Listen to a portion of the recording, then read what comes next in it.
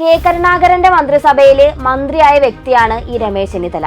വളരെ ചെറിയ പ്രായത്തിൽ മന്ത്രിയായിട്ടുള്ള അദ്ദേഹം യൂത്ത് കോൺഗ്രസിന്റെ അഖിലേന്ത്യാ പ്രസിഡന്റായിട്ടും അതുപോലെ തന്നെ AICC സെക്രട്ടറി ആയിട്ടും ദീർഘകാലം ദേശീയ തലത്തിലും പ്രവർത്തിച്ചിട്ടുണ്ട്. പിന്നീട് ഐ ഗ്രൂപ്പ് വിട്ടപ്പോൾ ജി കാർത്തികേയനൊപ്പം ചേർന്ന് തിരുത്തൽവാദി ഗ്രൂപ്പ് ഉണ്ടാക്കാൻ മുൻകൈ എടുത്തതും ഈ ചെന്നിത്തലയാണ്. ഇതേ ചെന്നിത്തലയുടെ കീഴിൽ മൂന്നാം ഗ്രൂപ്പിൽ പ്രവർത്തിച്ചവരാണ് ഈ പറയുന്ന VD സതീശനും KC വേണുഗോപാലും എല്ലാം.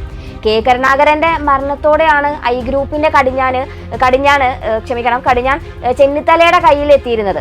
ഇതിന് പിന്നിൽ നടന്ന ഗ്രൂപ്പ് കളി എന്തൊക്കെയായിരുന്നു എന്നത് നമുക്ക് പിന്നീട് ഒരു ഘട്ടത്തിൽ വിശദമായി തന്നെ ചർച്ച ചെയ്യാം. ഈ ഘട്ടത്തിലൊക്കെ ചെന്നിത്തലയുടെ ഒപ്പം നിഴലായി തന്നെ VD സതീശനും KC വേണുഗോപാലും ഉണ്ടായിരുന്നു. യഥാർത്ഥത്തിൽ ഉമ്മൻചാണ്ടിയുടെ മരണവും KC വേണുഗോപാലിന്റെ AICCയിലെ പദവിയുമാണ് ചെന്നിത്തലയ്ക്ക് വിനയായി മാറിയിരുന്നത്.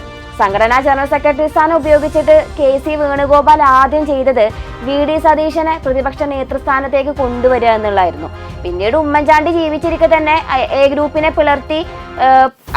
പോലും പുലർത്തിയിട്ട് T സിദ്ദീഖിനെയും ഷാഫി പറമ്പിലിനെയും പോലുള്ളവരെ അടർത്തി മാറ്റിയതും KC വേണുഗോപാലാണ്. KC ഗ്രൂപ്പ് എന്നൊരു ഗ്രൂപ്പ് തന്നെ ഇതിനായിട്ട് അദ്ദേഹം ഉണ്ടാക്കിയിട്ടുണ്ട്. എ ഗ്രൂപ്പെന്നും ഐ ഗ്രൂപ്പെന്നും പലരും പോയതും ഈ ഗ്രൂപ്പിലേക്കാണ്.